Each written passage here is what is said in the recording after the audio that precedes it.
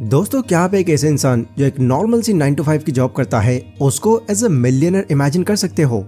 ऐसा इमेजिन कर पाना भी लोगों को काफी ऑड लगता है, क्योंकि हम सब एक जॉब करने वाले नॉर्मल आदमी और एक मिलियनर को उसके पैसों के बेस पर जज करते हैं।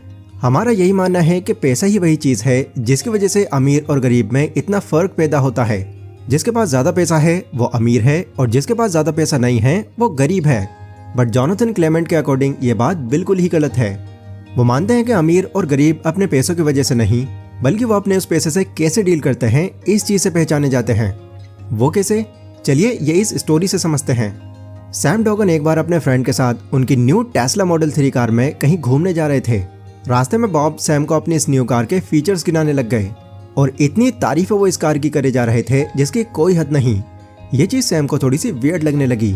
वो सोच रहे थे कि एक स्कूल टीचर होकर बॉब के लिए $53,000 की कार खरीदना उनकी बड़ी मिस्टेक है, जो शायद बाद में फिर उनकी फाइनेंशियल कंडीशन पर बहुत भारी पड़ेगी। पर वापस आते वक्त जब बॉब ने सैम को कार चलाने दी तो उनको तो वो बहुत ज्यादा पसंद आ गई। ड्राइव लेने के बाद उनका बहुत मन हुआ कि वो भी इसको खरीदें, पर बॉब की तरह उन्होंने सीधे कार खरीदने की जगह $53,000, जो कि एक बहुत बड़ा अमाउंट होता है, उसकी अपॉर्चुनिटी कॉस्ट निकालनी शुरू कर दी, ताकि वो एक ऐसा सोर्स ढूंढ सके जो उनके लिए एसेट का काम करते हुए उनका पैसा पूरा कर दे। तो यहाँ पर सैम ने क्या किया, उन्होंने टेस्ला कार खरीदने की जगह टेस्ला कंपनी के कुछ शेयर्स ही खरीद लिए, जो उस टाइम पर शेयर की कीमत $298 थी। उनके स्टॉक्स की कीमत कुछ टाइम बाद बढ़कर $367 हो गई, जिससे उन्हें एक बार में $11,500 का प्रॉफिट हो रहा था। बट इस टाइम भी उन्होंने अपने शेयर्स बेचने की जगह इसको होल्ड करके रखा।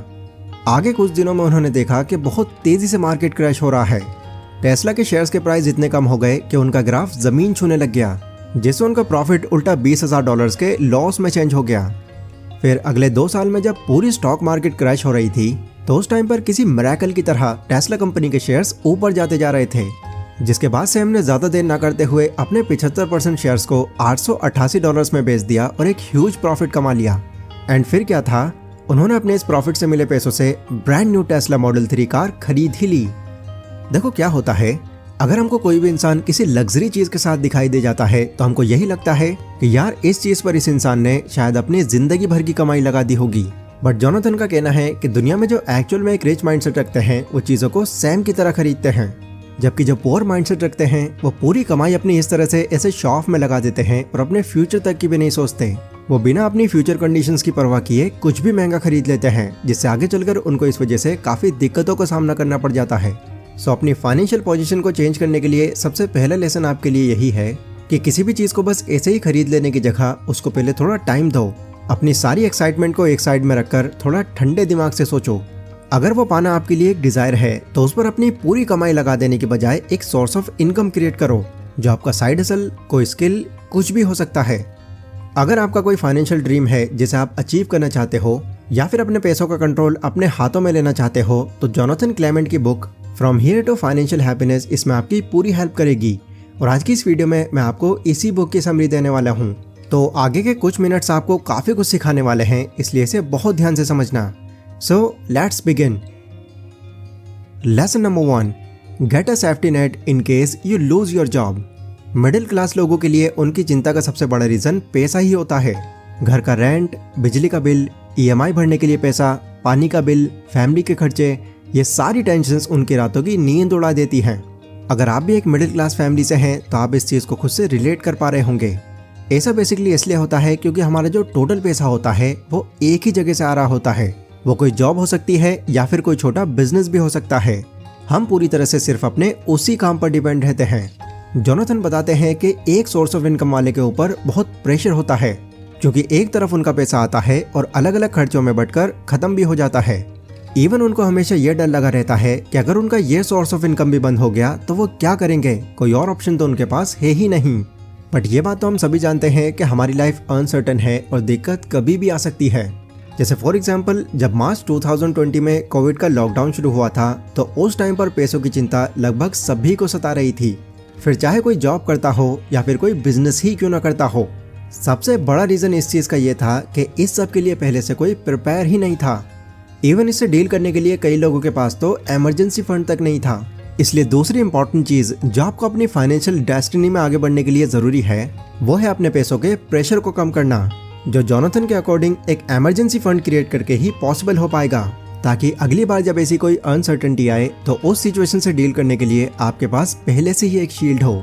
एंड इस इमरजेंसी फंड को क्रिएट करने के लिए जैसे भी करके आपको कम से कम 3 से 6 महीने के लिविंग एक्सपेंसेस जितना पैसा किसी सेविंग अकाउंट या फिर किसी लो कॉस्ट इन्वेस्टमेंट में रख कर रहना होगा, जिससे जब भी आपको उसकी नीड हो आप उसको एक्सेस कर सकें। जब आप ये इमरजेंसी फंड क्रिएट कर लोगे तब पैसों को लेकर आपके माइंड में जितना भी स्ट्रेस या चिंता होगी वो काफ़ी हद तक कम हो जाएगी। Lesson number 2, you'll beat your distractions by thinking ahead। Imagine करो कि आपको छोटी छोटी बातों के लिए भी कई घंटों या फिर कई दिनों तक सोचना पड़ता तो क्या होता। नो डाउट इसमें आपका बहुत सारा टाइम वेस्ट हो जाता, पर अच्छी बात यह है कि ऐसा असल में होता नहीं है, क्योंकि हमारी जो इंस्टिंक्ट होती है उसकी वजह से हम बहुत ज़्यादा देर ना करते हुए जल्दी डिसीजन ले पाते हैं।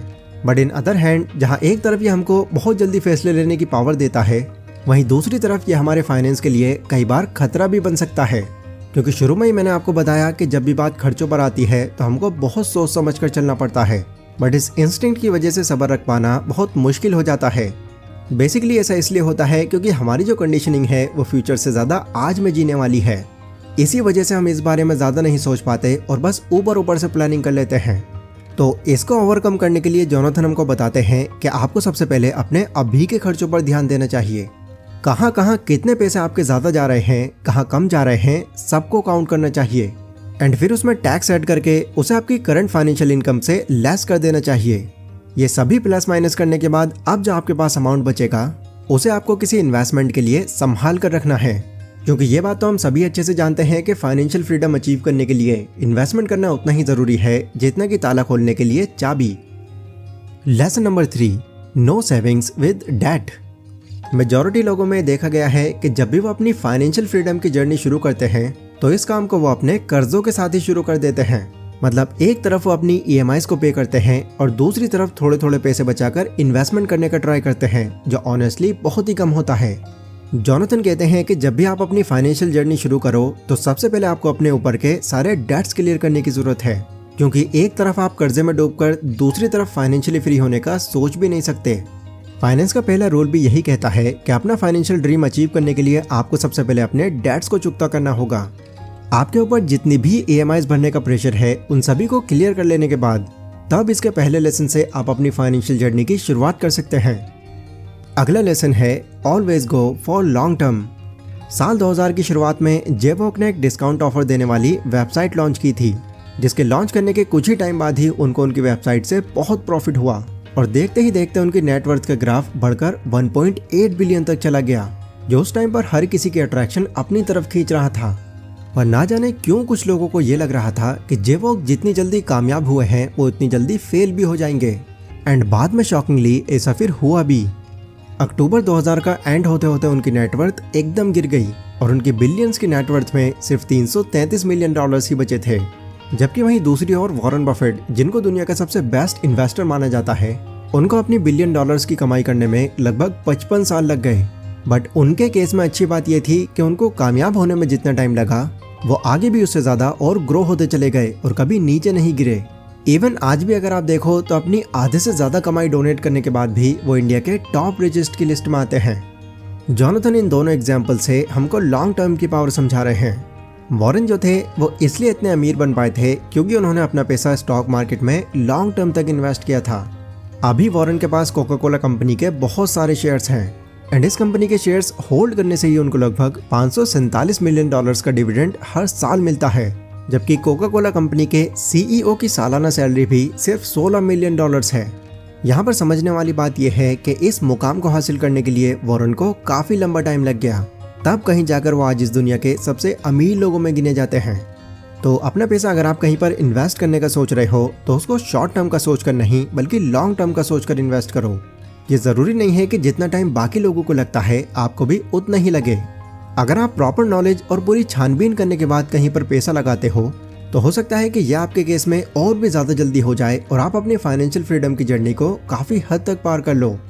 सो दोस्तों, ये सभी बातें मैंने आपको जोनाथन क्लेमेंट की book from here to financial happiness से बताई हैं।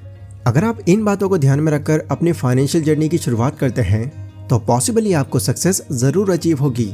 ये वीडियो अगर आपको अच्छी लगी हो तो इसको लाइक और शेयर ज़रूर करें एंड अगली वीडियो आप कौन से टॉपिक पर चाहते हैं या आप लोग मुझे कमेंट सेक्शन में बता सकते हैं। तो मैं मिलता हूँ अपनी नेक्स्ट वीडियो में, तब तक के लिए stay safe, stay healthy, take care.